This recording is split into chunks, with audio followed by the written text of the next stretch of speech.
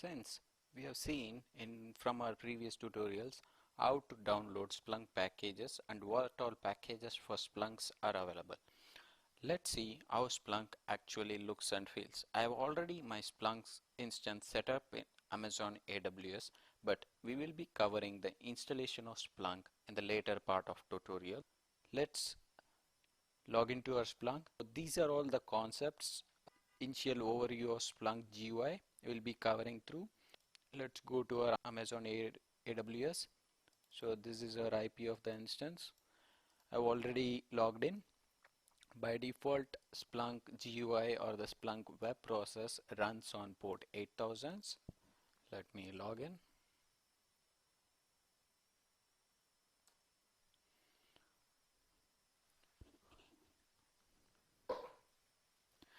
Once we have logged in, this is a simple Splunk instance which is running on Amazon AWS with some basic infrastructure.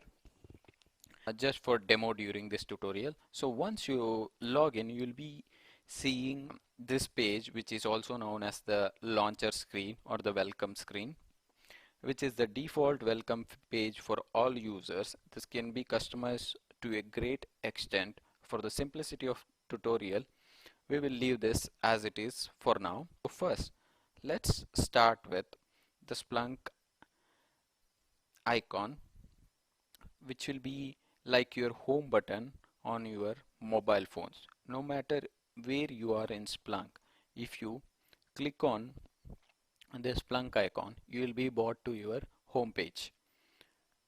The next link right next to the home button is the apps menu,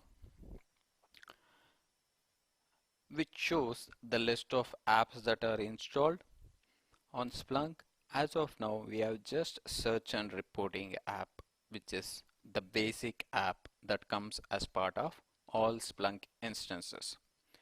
The next link in the top menu is the user menu, where it displays as administrator. Since I have logged in with admin credentials, if you are logged in as a normal user or another user, it will display your name, whichever mentioned as part of the user profile. This has many links which is related to user profile, where you can change your password, set your time zone, and most of them are self-explanatory. This is your password resetting zone, you can call it as, and you can set your time zone whichever the location you are. The default application which you would like to see, by default it is the launcher. The second one is your search. These are some inbuilt apps which will be going through at the later stage. So just remember, the default is the launcher, the search is the search and reporting app, and these are some just to restart your background jobs in case if Splunk restarts, so that your background jobs also will reinitiate.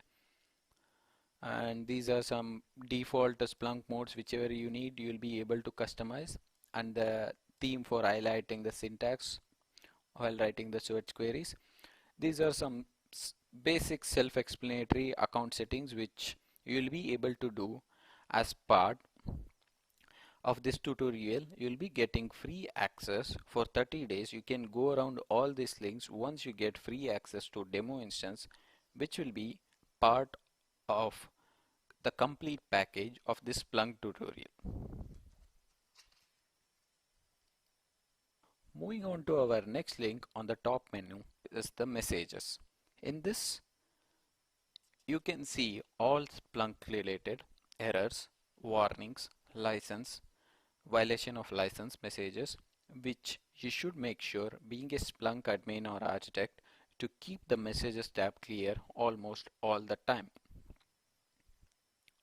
The next tab is the settings tab, which is the most important and crucial and includes all the configuration related to Splunk are under this menu, which we will be going through this complete module of settings in a separate section.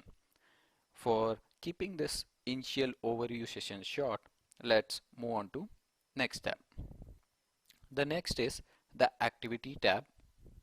Here you will be able to see and analyze Splunk performance, where you can see how many searches are running, who are running, how long the searches have been running, and what are the status of the searches on this Splunk instance. As soon as you click on the jobs link, you can see I have run couple of searches quite days back and it has completed. And if you see all the searches that has been run, there has been only one search that has been run. This was just for testing whether my instance was up or down and how, whether it was indexing some data.